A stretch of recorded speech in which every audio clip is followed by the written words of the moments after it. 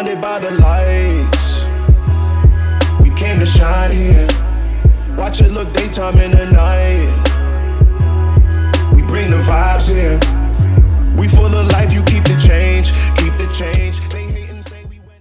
안녕하세요, 빌런입니다. 이번에 리뷰할 모델 역시 구독자님의 협찬을 통해서 진행하게 되었습니다. 시계 커뮤니티에서 손성길이라는 아이디로 활동하시는 분의 보유 모델이에요. 사진을 정말 잘 찍으셔서 마치 잡지에서 일하시는 분인가 착각하실 정도로 훌륭한 실력을 가지신 분입니다. 폰으로 시청하시기보다는 집에서 컴퓨터로 시청하시는 걸 권해드릴게요. 폰과는 또 다른 느낌으로 시청하실 수 있을 거예요.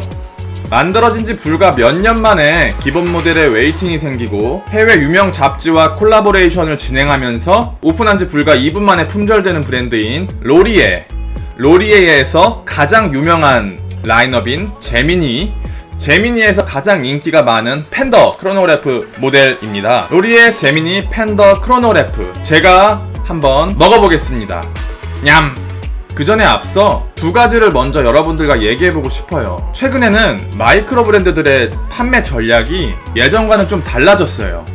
이 이야기를 지금 꺼내는 건 조금 언밸런스하지만 다양한 마이크로 브랜드를 이미 구매해본 덕후로서 마이크로 브랜드를 구매하지 말아야 하는 이유에 대해서 먼저 말씀드릴게요.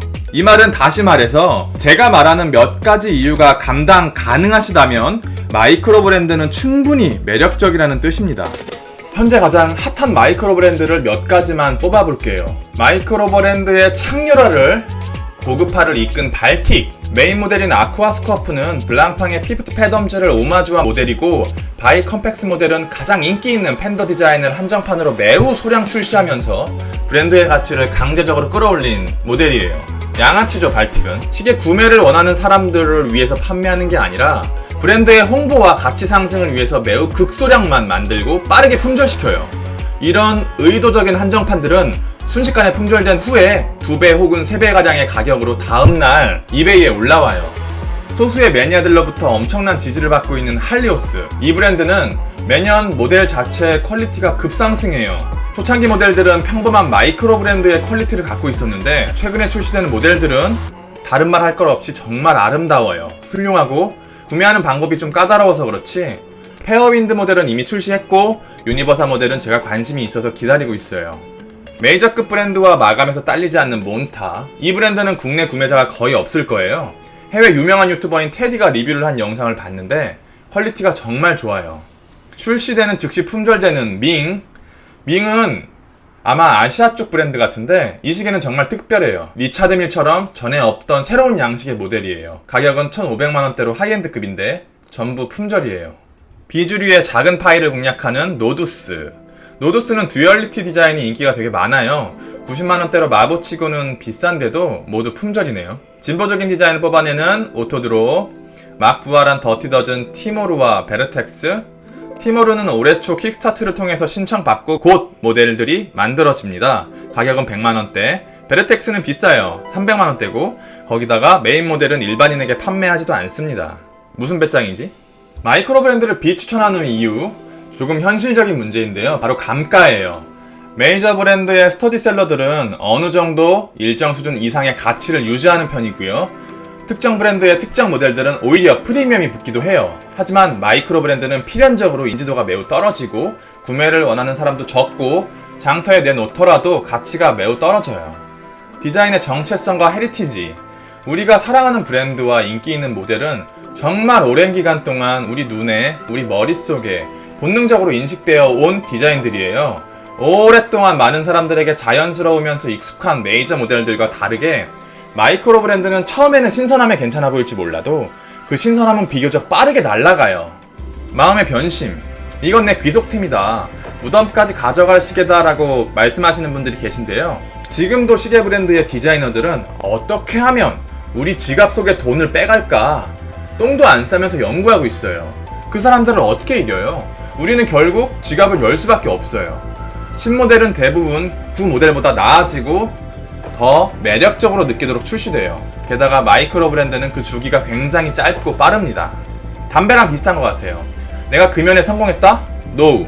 잠시 참고 있는 거죠. 브랜드에서 오는 현타. 시계에서 브랜드가 주는 안정감은 마이크로 브랜드가 따라잡기 어려워요. 이건 긴 말 없이 사진 한 장으로 대체할게요.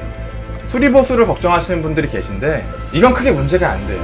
100만원 아래 마이크로 브랜드 중에서 복잡한 인하우스 무브먼트를 사용하는 브랜드는 없고 웬만한 기술자분들은 전부 다루실 수 있어요. 위에 4가지 이유를 충분히 수용 가능하시다면 마이크로 브랜드는 정말 매력적으로 다가올 수 있습니다. 로리에라는 브랜드는 앞서 말한 프랑스의 발틱이란 브랜드와 비슷해요. 지금까지 있었던 9세대 마이크로 브랜드와는 조금 다른 방향성을 가졌는데 100만원 아래에서 에타나 셀리타 무브먼트를 베이스로 사용하면서 가격을 맞추기 위해 퀄리티의 기준을 낮게 잡았던 9세대 마이크로 브랜드와는 다르게 조금 저렴한 시티즌의 미오타, 중국의 시글 크로노 무브먼트를 사용하면서 적정 수준의 퀄리티, 대중이 아니라 시계 덕후들을 위한 빈티지한 디자인으로 고가 정책을 펼친 브랜드예요. 개당 이윤이 얼마나 남을까요? 무브먼트 5만원에서 10만원, 브레이슬릿과 케이스 15만원, 발틱의 기본 모델 아쿠아 스카프는 하나로 94만원이고 관세를 포함하면 100만원이 넘어갑니다.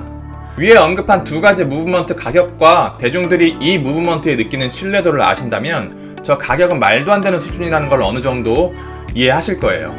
로리에도 발틱과 비슷한 판매 전략을 갖고 있어요. 발틱과 동일하게 미오타 시글 크로노 무브먼트를 사용하면서 빈티지한 디자인으로 덕후들을 위한 모델을 만들어요. 하지만 발틱과 다른 건 로리에는 아직까지 조금 더 저렴하다는 것입니다. 그렇다면 로리에 제미니는 이 가격에 걸맞는 퀄리티를 가지고 있을까요? 이 모델을 손에 올려놓는 순간 잘 만들었다, 왜 사람들이 열광하는지 느낌이 팍 오더라고요. 이게 500달러거든요 정확히는 499달러 해자예요. 이거는 700에서 800달러까지는 받아도 충분히 메리트가 있는 모델이에요.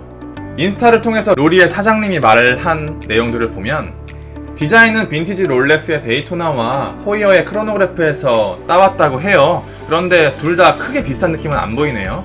오히려 유니버설 제네브와 더 가까운 느낌? 다이얼은 순백색의 화이트인데 최근에 유행하는 매트한 질감은 아니에요. 에나멜 처리가 되어 있어요.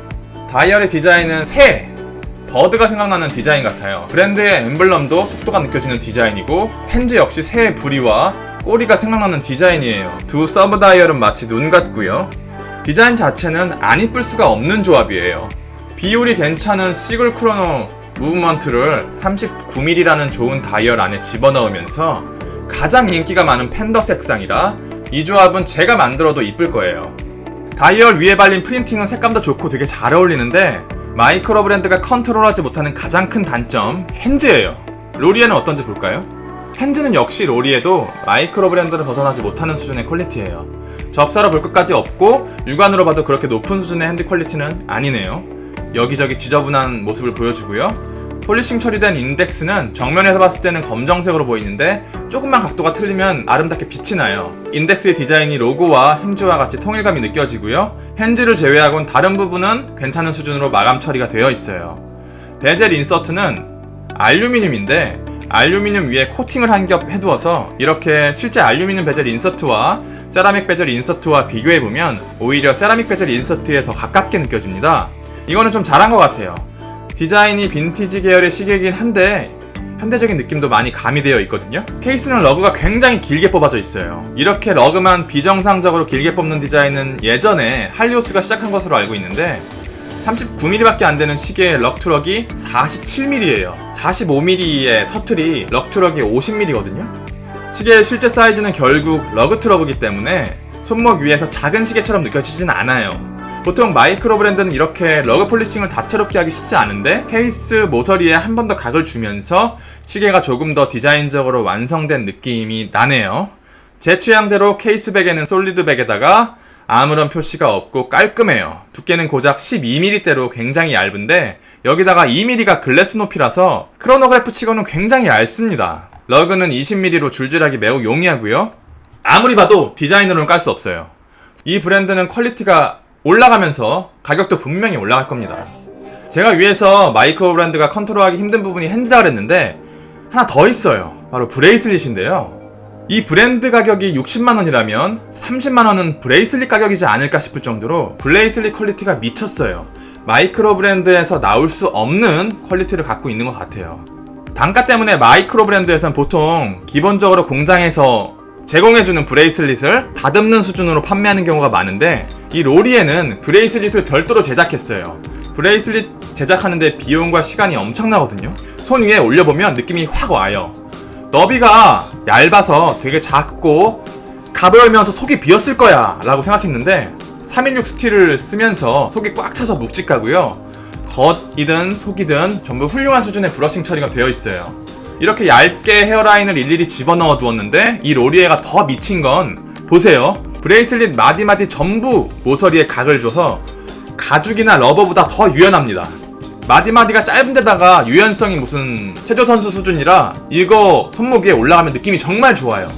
하지만 이 브랜드를 구매하는데 견뎌야 할 하나의 고난은 바로 무브먼트입니다. 시글 수동 크로노 무브먼트를 사용하는데 이 무브먼트를 과연 믿을 수 있을까? 실제로 와인딩을 해보면 와인딩감이 되게 안 좋은 편이고요. 무브먼트가 핸즈를 꽉 잡아주지 못해서 불안한 느낌이 느껴져요. 만약 시구를 버리고 에타를 교체한다면 가격대는 100만원대로 올라가겠네요. 정리해보면 장점 2개, 단점 2개, 마이크로 브랜드에서 볼 수 없는 말도 안 되게 훌륭한 퀄리티의 브레이슬릿과 일반인이든 덕후든 누구나 좋아할 디자인, 하지만 퀄리티 컨트롤이 안 되는 핸즈 마감과 불안한 무브먼트, 이 모든 걸 고려하더라도 60만원은 비교적 저렴한 가격. 리뷰는 여기까지고요. 시청해주셔서 감사합니다. 와치빌런의 채널은 구독자분들의 모델 협찬 대여를 통해서 운영이 됩니다. 제 채널에 나온 적이 없는 모델이라면 일단 메일이나 카카오톡으로 연락주세요.